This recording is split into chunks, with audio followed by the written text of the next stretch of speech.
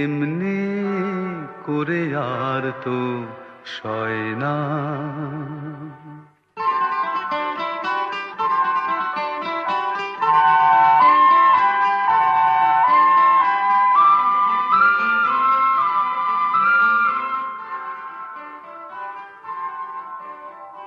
এই জীবন এমনি করে আর তো সয় না। যাই হারিয়ে মিলে মিশে এবার হই আবার জনসমুদ্রের এক জানা। এই জীবন এমনি করে আর তো সয় না।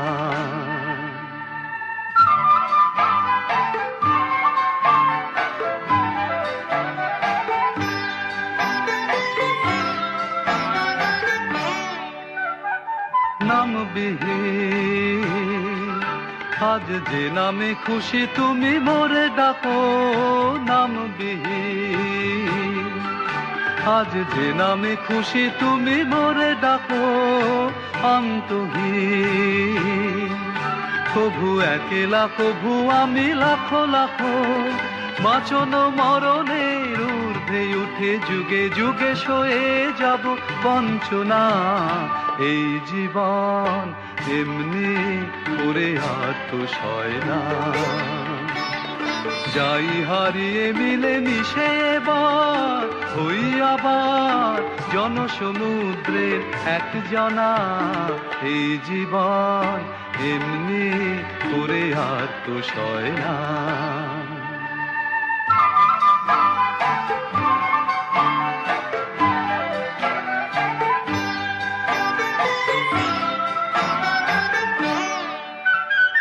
নানা ভাষী আমি হাজারো রূপে তোমাকে পাবো। নানা ভাষী আমি হাজারো রূপে তোমাকে পাবো। নানা দেশী হয়ে হাজারো কাজে মেতে যে যাব। আদিমে শুরু হয়ে অন্তে যেতে যেতে স্বর্গ করে যাব রচনা। এই জীবন এমনি করে আর তো সয় না। যাই হারিয়ে মিলে মিশে এবার হই আবার জনসমুদ্রের এক জানা। এই জীবন এমনি করে আর তো সয় না।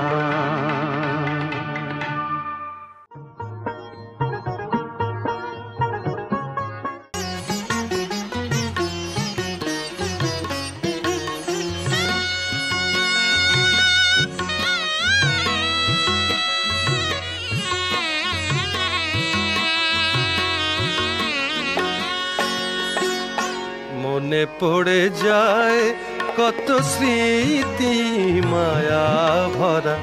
মনে পড়ে যায় কত স্মৃতি মায়া ভরা। মধু জোছনায় শুভ যামিনী আলো করা। মধু জোছনায় শুভ যামিনী আলো করা। মনে পড়ে যায় কত স্মৃতি মায়া ভরা। মনে পড়ে যায় কত স্মৃতি।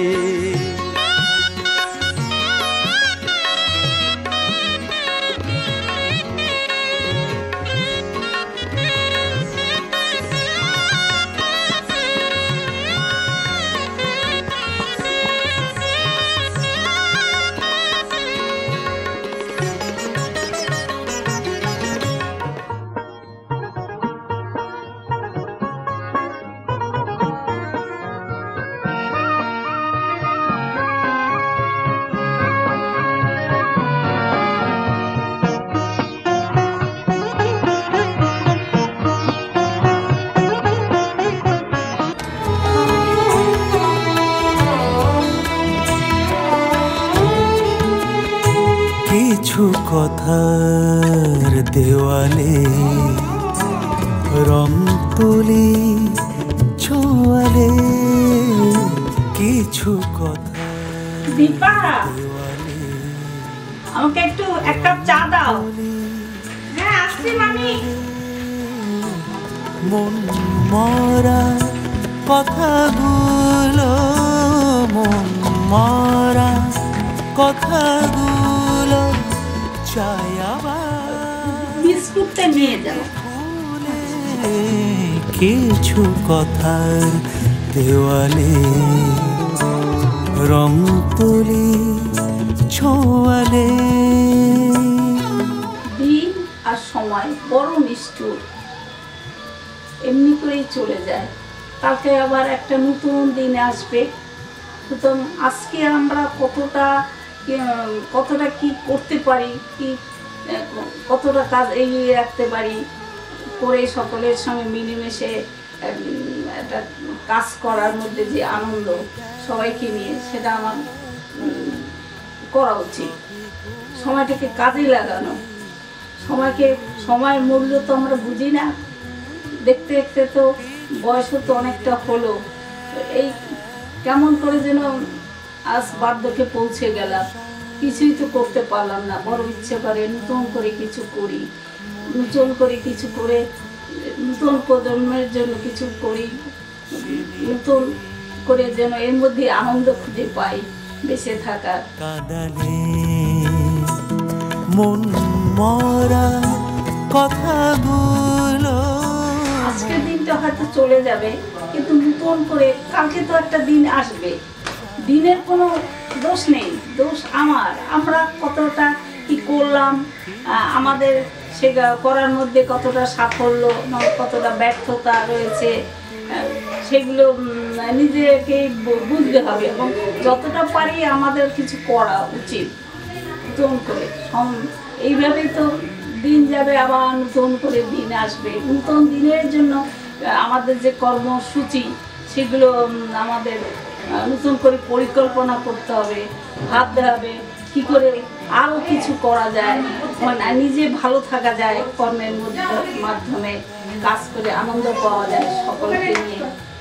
এইভাবে নতুন ভাবনা আর মধ্যে ভেবে আমরা আনন্দ পাই, আনন্দ খুঁজে নিতে চেষ্টা করি, সকলকে নিয়ে বাঁচতে চাই। বন্ধু তোমার ভালোবাসার স্বপ্নটাকে রেখো, বেছে নেবার স্বপ্নটাকে জাপটে ধরে থেকো। দিন বদলের স্বপ্নটাকে হারিয়ে ফেলো না, পাল্টে দেবার স্বপ্ন আমার এখনো গেল না। হাল ছেড়ো না বন্ধু, বরং কণ্ঠ ছাড়ো জোরে। মাছে না আমি আছি, ভাবনা কি আর আছে আমার।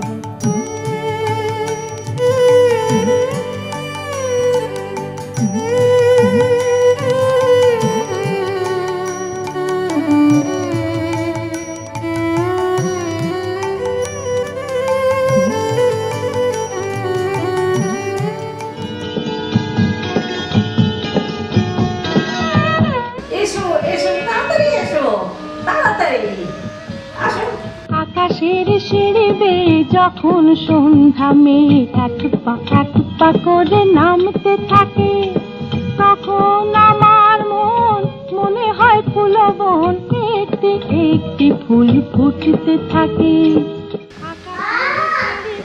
যখন সন্ধ্যা মেয়ে এক পা করে নামতে থাকে, তখন আমার মনে হয় ফুলবন একটি একটি ফুল ফুটতে থাকে।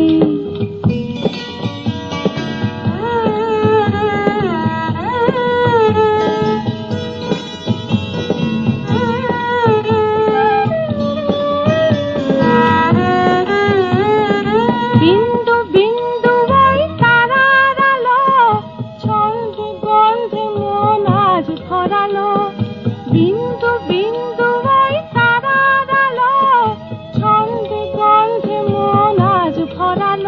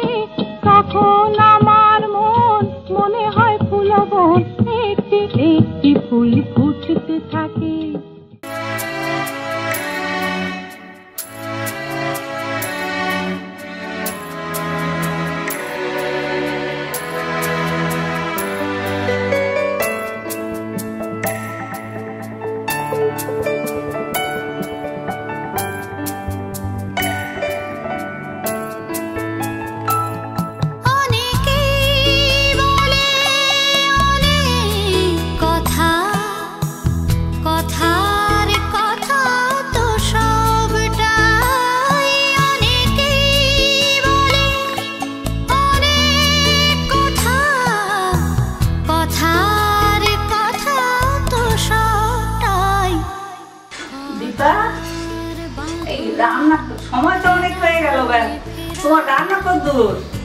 রান্নাটা একটু বাকি আছে, প্রায় হয়ে আসছে। আপনি যান, আমি একটু উপরে যাচ্ছি, একটু পড়ার ঘরে।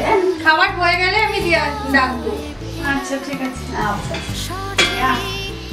উপরে যাই।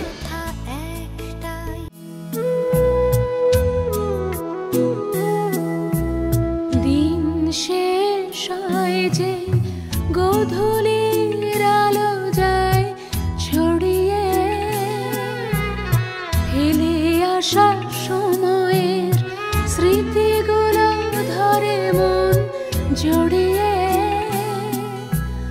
দিন শেষ হয় যে গোধূলির আলো যায় ছড়িয়ে, ফেলে আসা সময়ের স্মৃতিগুলো ধরে মন জড়িয়ে। এই পেন আর এই ডায়েরি আমার সঙ্গী, এবং সারাদিন কত কিছু আমি কল্পনা করি, কল্পনার জগতে থাকি, বিচরণ করি এবং চেষ্টা করি সেই সব কল্পনাগুলো আমার অক্ষরমালায় পরিণত হয়ে একটা গল্প সৃষ্টি করে। আমি নতুন করে সেই গল্প লেখার চেষ্টা করি এবং যথাসম্ভব সেই গল্পগুলো আমার নিজের কিছুটা কাল্পনিক থাকে, কিছুটা পারিপার্শ্বিক অভিজ্ঞতা, যা দেখি আমি দৈনন্দিন জীবনে সমাজ থেকে দেখি, চারিদিকের অবস্থা, এসব দেখে আমি চেষ্টা করি কিছু লেখার এবং কিছু লিখে রেখে যেতে চাই। এইভাবে আমি লেখার মাধ্যমেই আমি নতুন কিছু, লোকে তো কত কিছু পারে, কেউ ভালো নাচতে পারে, কেউ ভালো গাইতে পারে, কেউ কবিতা আবৃত্তি করতে পারে, আমি তো কিছুই পারি না। ওই 2-4 লাইন লিখি এবং লেখেই আমি আনন্দ পাই।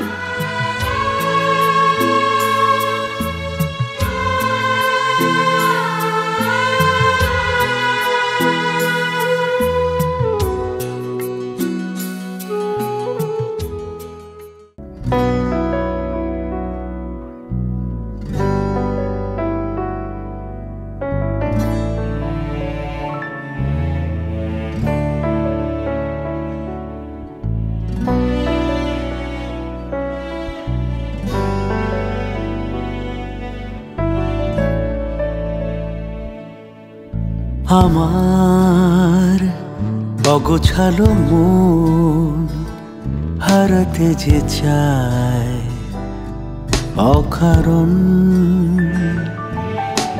আমার অগোছালো মন হারাতে যে চায় অকারণ।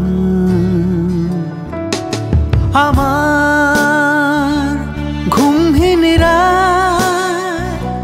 তোকে খুঁজে যায়, প্রাণে বেজে যায় অনুরণন। আমার ঘুমহীন রাত তোকে খুঁজে যায়, প্রাণে বেজে যায় অনুরণন। আমি জানি না আসবে কিনা, আমি জানি না আসবে কিনা তোর আর আমার সে হারানো ক্ষণ, হারানো ক্ষণ, হারানো ক্ষণ।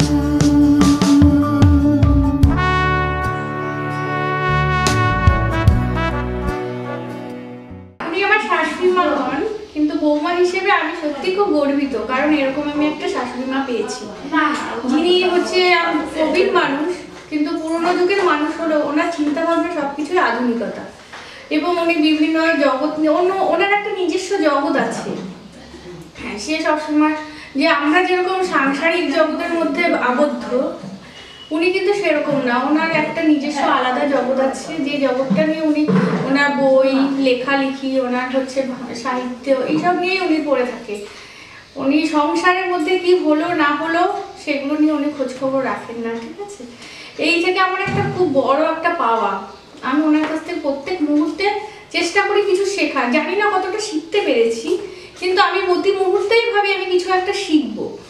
এবং সত্যি কথা বলতে যে আমি ভালো লাগে যে কিছু মানে শিখতে পারছি নিজেকে, কিন্তু আমি সত্যি মানে ভাবতেও পারছি না যে আমি কতটুকু শিখছি। ওনার কাছে বিভিন্ন ধরনের মানুষ আসেন যারা খুব অভিজ্ঞ মানুষ এবং সিনিয়র ব্যক্তি সব কিছুর দিক থেকে, এবং তাদেরকে আমি মানে নিজের চোখের থেকে মানে কাছের থেকে দেখতে পাচ্ছি এবং তাদের সঙ্গে আমি মানে তাদের একটু যত্ন আপ্যায়ন করতে পারছি। এটা আমার একটা বড় পাওনা।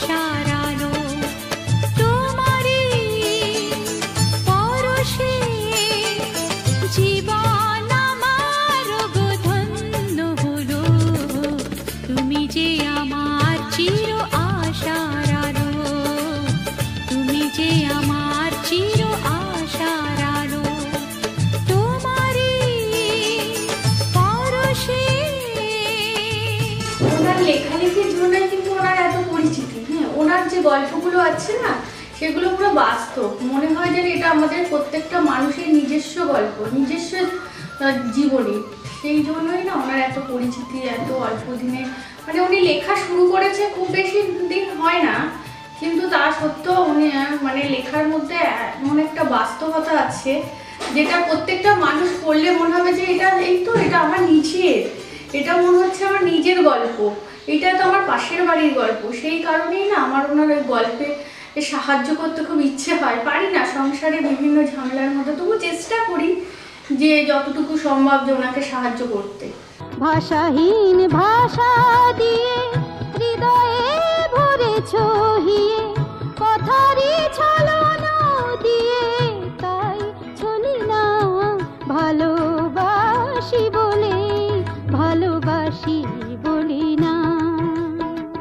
দু চোখে দরস হয়ে মিশে আছো বলে তাই তোমারে খুঁজিতে নয়ন মেলে না। ভালোবাসি বলে, ভালোবাসি বলি না।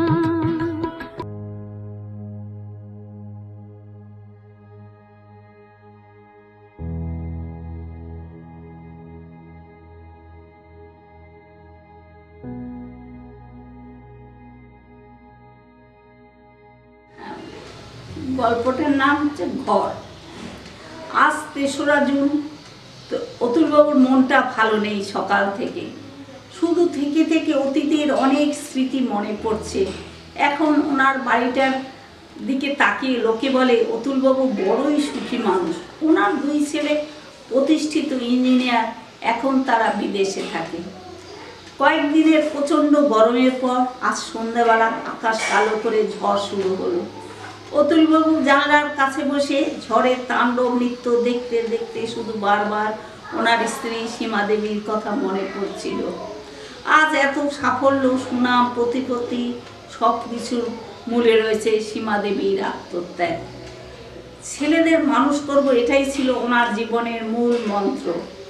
অতুলবাবু মাঝে মাঝেই বলতেন, আমার ছেলেরা আমার ব্যাংক, এখন একটু কষ্ট করো সীমা, দেখবে আমার ছেলেরা একদিন মানুষের মতো মানুষ হবে, তখন ওরা তোমাকে কত সুখে শান্তিতে রাখবে দেখে নিও।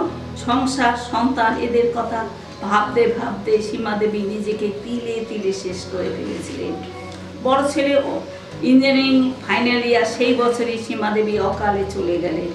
এই পৃথিবীতে কিছু কিছু লোক আছে তারা সুখ ভোগ করতে পারে না, শুধু কষ্ট করতে করতে শেষ হয়ে যায়। আজ অতুলবাবু কত টাকা, 2 ছেলে বিদেশ থেকে কত টাকা পাঠায়, বিশাল বাড়ি গাড়ি, ঘর ভর্তি সব বিদেশি কত দামি দামি জিনিস। এই বিশাল বাড়িটায় অতুলবাবু বড়ই একা, নিঃসঙ্গ। হঠাৎ করে লোডশেডিং হয়, অতুলবাবুর মোমবাতি জ্বালিয়ে টেবিলে রাখলেন। কিছুক্ষণ পরে একটা দমকা হওয়ায় সেই মোমবাতিটা নিভে গেল।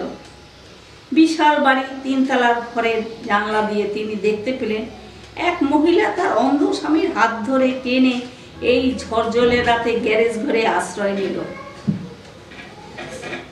মহিলার কোলে রয়েছে ছোট্ট একটা বাচ্চা, হাতে একটা মাদুরটা পেতে তার উপর বাচ্চাটাকে শুইয়ে দিল। বাচ্চাটার পাশে পাশে অন্ধ লোকটি বিশ্রাম করতে লাগলো। এবার মহিলাটি 3খানা ইট পেতে আটা মেখে রুটি করতে লাগলো। রুটি ভেজে ভেজে তার অন্ধ স্বামীকে দিল। টিনের থালায় করে শুকনো রুটি পরম তৃপ্তির সাথে খাচ্ছিল। কয়েকটা রুটি খাবার পর থালাখানা স্ত্রীর দিকে এগিয়ে দিল। এবার খাবার পাট শেষ হতে ছোট্ট বাচ্চাটাকে এক পাশে রেখে ওই মাদুরেই শান্তিতে শুয়ে পড়ল ওরা দুজন। ভোর হতেই ওরা দুজনে হাসি মুখে সন্তানকে কোলে নিয়ে একে অপরের হাত ধরে ওই গ্যারেজ ঘর থেকে বেরিয়ে পড়ল।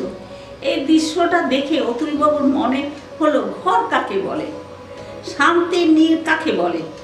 বিশাল বাড়ি থেকেও তিনি শান্তিতে নেই, অথচ সহায় সম্বলহীন অন্ধ স্বামীকে নিয়ে দুস্থ মহিলাটি কত সুখে ও শান্তিতে আছে।